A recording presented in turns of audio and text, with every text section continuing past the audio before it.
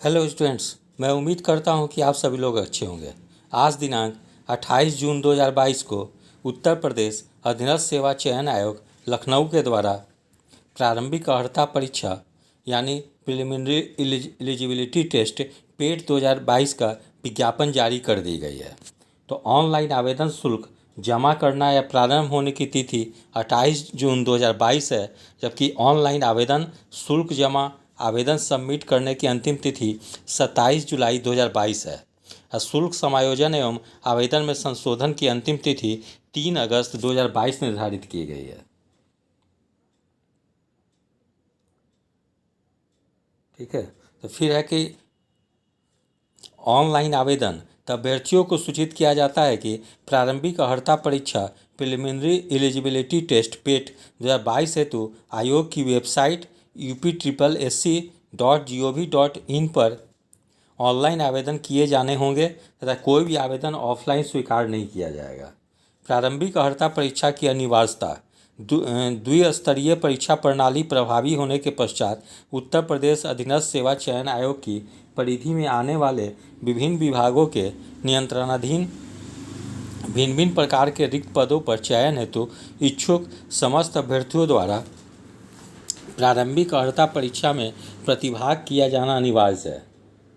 उल्लेखनीय है कि प्रारंभिक अर्हता परीक्षा 2021 का परिणाम दिनांक 28/10/2021 को घोषित किया गया था, जो एक वर्ष की अवधि अर्थात दिनांक 27/10/2022 तक प्रभावी है। अतः आयोग द्वारा विभिन्न पदों के सापेक्ष चयन हेतु मुख्य परीक्षा के आयोजन हेतु जो विज्ञापन दिनांक 27/10/2022 तक निर्गत किए जाएंगे, उन परीक्षाओं में प्रतिभाग हेतु अभ्यर्थियों की शॉर्टलिस्टिंग प्रारंभिक अर्हता परीक्षा 2021 के स्कोर के आधार पर की जाएगी। फिर प्रारंभिक अर्हता परीक्षा 2021 के परिणाम की वैधता अवधि समाप्त होने के उपरांत मुख्य परीक्षाओं के आयोजन हेतु निर्गत किए गए विज्ञापनों के सापेक्ष मुख्य परीक्षाओं हेतु अभ्यर्थियों की शॉर्ट लिस्टिंग प्रारंभिक अर्हता परीक्षा 2022 के स्कोर के आधार पर की जाएगी। यदि किसी अभ्यर्थी द्वारा उक्त प्रारंभिक अर्हता परीक्षा 2022 में प्रतिभाग नहीं किया गया है, तो उसके द्वारा दिनांक 27/10/2022 के उपरांत आयोग द्वारा प्रकाशित किए जाने वाले मुख्य परीक्षा के विज्ञापनों के सापेक्ष आवेदन नहीं किया जा सकेगा। फिर आयोग की परिधि में आने वाले पद, तो उत्तर प्रदेश अधीनस्थ सेवा चयन आयोग की परिधि में आने वाले पदों का विवरण निम्नवत है। यानी कि पेट 2022 जो आयोजित की जाएगी उसके अंतर्गत जो पद आएंगे वह निम्नलिखित हैं।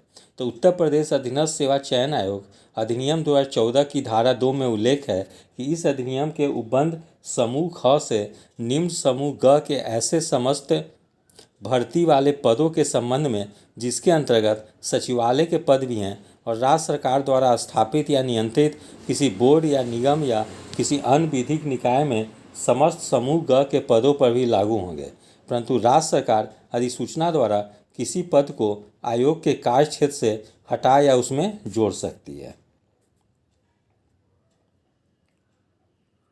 यहाँ ऑनलाइन आवेदन पत्र भरने की प्रक्रिया भी बताई गई है। फिर कैंडिडेट रजिस्ट्रेशन कैसे करेंगे वो भी बताई गई है। फिर फ़ोटो और हस्ताक्षर भी अपलोड करनी है।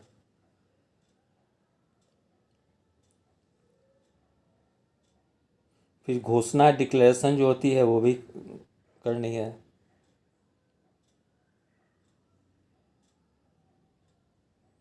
फिर आवेदन शुल्क जो है अनारक्षित या समान वर्ग के लिए आवेदन शुल्क 160 रुपया, ऑनलाइन प्रक्रिया शुल्क 25 रुपया, यानी आवेदन शुल्क प्लस ऑनलाइन प्रक्रिया शुल्क मिला के 185 रुपये देनी होगी।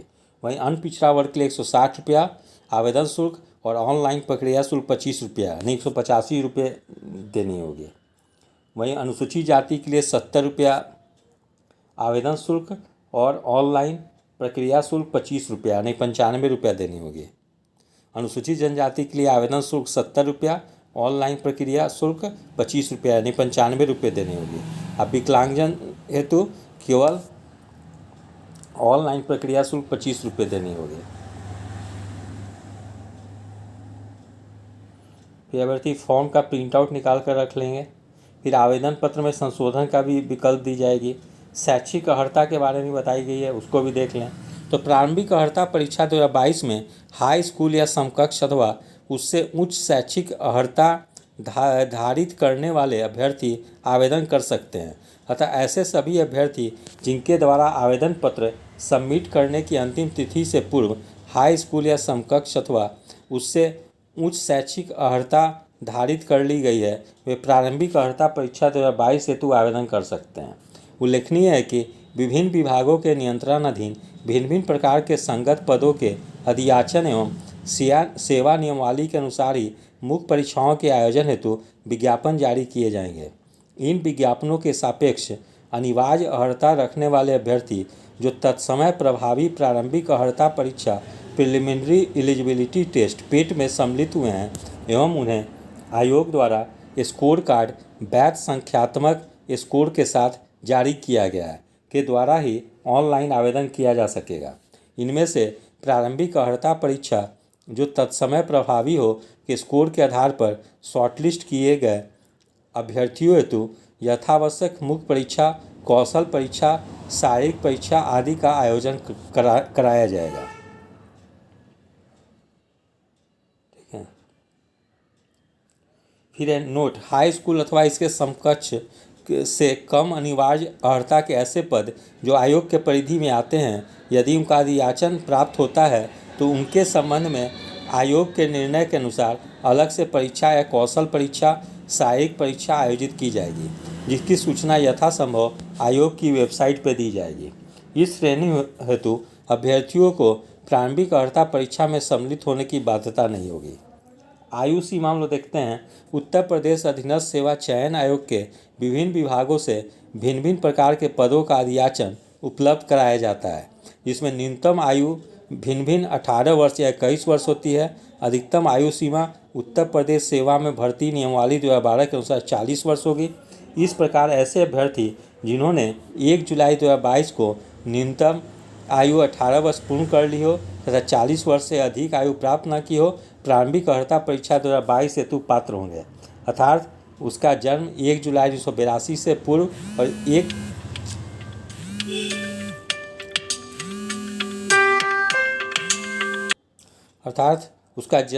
जुलाई 1982 से पूर्व तथा 1 जुलाई 2004 के बाद ना हुआ हो।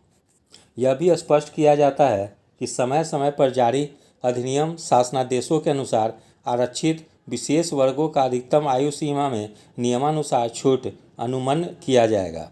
अनुसूचित जाति, अनुसूचित जनजाति, अन्य पिछड़ा वर्ग और ऐसी अन्य श्रेणी के अभ्यर्थियों की दशा में उच्चतर आयु सीमा उतने वर्ष अधिक होगी जितनी सरकार द्वारा विनिर्दिष्ट की जाए तथा शासनादेश दिनांक 28/11/1985 के अनुसार वर्गीकृत खेलों के कुशल खिलाड़ियों को 5 वर्ष की छूट अनुमन्य होगी। भूतपूर्व सैनिकों के लिए अधिकतम आयु सीमा में 3 वर्ष की छूट 1 जुलाई 2022 को इस शर्त के अनुसार अनुमन्य होगी कि उनकी संपूर्ण सेवा अवधि को उनकी वास्तविक आयु में से घटाकर परिणामस्वरूप शेष आयु निर्धारित आयु से 3 वर्ष से अधिक न हो। दिव्यांगजनों को उत्तर प्रदेश सरकार के अद्यतन नवीनतम विद्यमान शासनादेश दिनांक 3 फरवरी 2008 के अनुसार अधिकतम आयु सीमा में 15 वर्ष की छूट अनुमन्य होगी।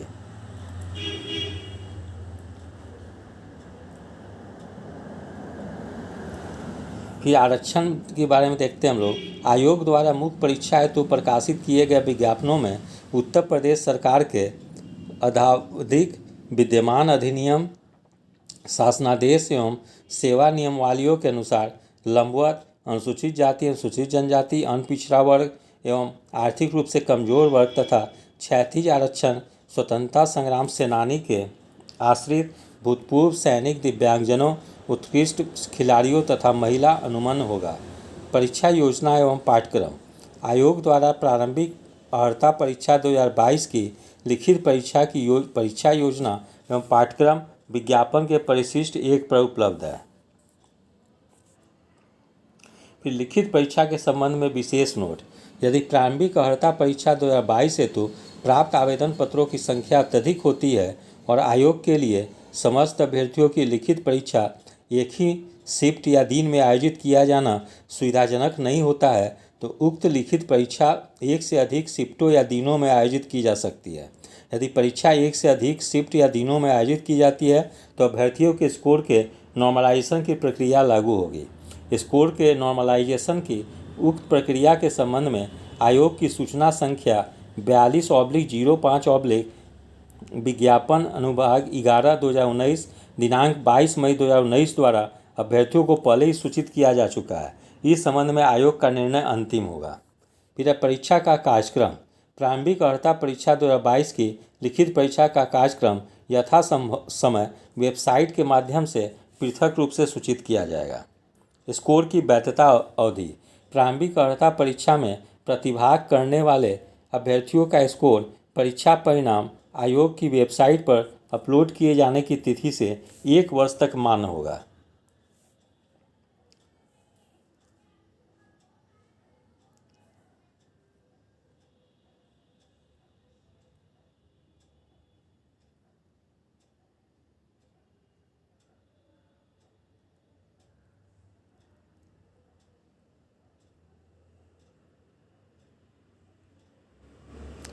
फिर आगे उत्तर प्रदेश अधीनस्थ सेवा चयन आयोग द्वारा आयोजित की जाने वाली प्रारंभिक अर्हता परीक्षा यानी पेट का शासन द्वारा अनुमोदित पाठ्यक्रम या सिलेबस इस प्रकार से है। इसमें प्रश्नों की संख्या 100 होगी और परीक्षा की अवधि 2 घंटे होगी, जिसकी पूर्णांक जो भी 100 होगी। तो विषय जैसे भारतीय इतिहास से 5 अंक के प्रश्न पूछे जाएंगे, यानी 5 प्रश्न पूछे जाएंगे।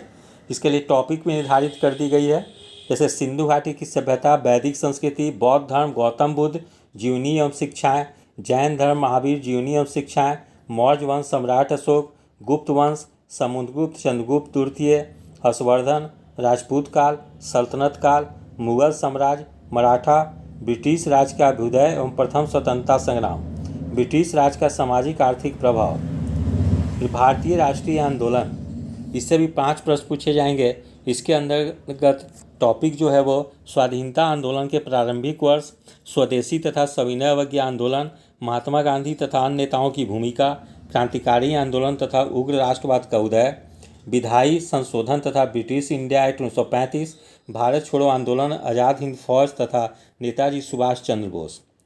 भूगोल से संबंधित प्रश्न होंगे 5 प्रश्न, जैसे भारत एवं विश्व का भौतिक भूगोल, नदियाँ तथा नदियों की घाटी, भूजल संसाधन, पर्वत, पहाड़ी तथा हिमनद, मरुस्थल और शुष्क क्षेत्र, वन, खनिज संसाधन विशेषकर भारत में, भारत एवं विश्व का राजनैतिक भूगोल, जलवायु तथा मौसम, टाइम जोन, जनसांख्यिकी परिवर्तन तथा प्रवास। भारतीय अर्थव्यवस्था से भी 5 प्रश्न पूछे जाएंगे। इसमें टॉपिक है भारतीय अर्थव्यवस्था 1947 से 1951 तक, योजना आयोग तथा पंचवर्षीय योजनाएं, मिश्रित अर्थव्यवस्था का विकास, निजी एवं सार्वजनिक क्षेत्र, हरित क्रांति, दुग्ध विकास एवं ऑपरेशन फ्लड, बैंकों का राष्ट्रीयकरण तथा सुधार, वर्ष 1991 में आर्थिक सुधार तथा उसके बाद की अर्थव्यवस्था, वर्ष 2014 के पश्चात आर्थिक सुधार, कृषि सुधार, ढांचागत सुधार, श्रम सुधार, आर्थिक सुधार, जीएसटी। भारतीय संविधान एवं लोक प्रशासन। भारतीय संविधान की मुख्य विशेषताएं, राज्य की नीति निर्देशक सिद्धांत, मौलिक अधिकार एवं कर्तव्य, संसदीय प्रणाली, संघीय प्रणाली, संघ एवं केंद्र शासित प्रदेश, केंद्र राज्य संबंध, न्यायिक ढांचा, सर्वोच्च न्यायालय, उच्च न्यायालय, जिला प्रशासन, स्थानीय निकाय तथा पंचायती राज संस्थाएं। समान विज्ञान में है प्रारंभिक भौतिक विज्ञान, प्रारंभिक रसायन विज्ञान, प्रारंभिक जीव विज्ञान। इससे भी 5 प्रश्न पूछे जाएंगे। फिर प्रारंभिक अंकगणित एलिमेंट्री अर्थमेटिक्स में 5 प्रश्न पूछे जाएंगे। इसमें पूर्ण संख्या, भिन्न तथा दशमलव, प्रतिशतता, साधारण प्रतिशतता, साधारण अंकगणितीय समीकरण, वर्ग एवं वर्गमूल, घातांक एवं घात, औसत। फिर समान हिंदी से भी 5 प्रश्न पूछे जाएंगे। इसमें संधि, विलोम शब्द, पर्यायवाची शब्द, वाक्यांशों के लिए एक शब्द, लिंग, समुश्रत भिन्नार्थक शब्द, मुहावरे, लोकोक्तियाँ, समान अनुशुद्धियाँ, लेखक और रचनाएं, गद्य एवं पद। समान अंग्रेजी से भी 5 प्रश्न पूछे जाएंगे। अंग्रेजी व्याकरण और पठित गद्यांश पर आधारित प्रश्न।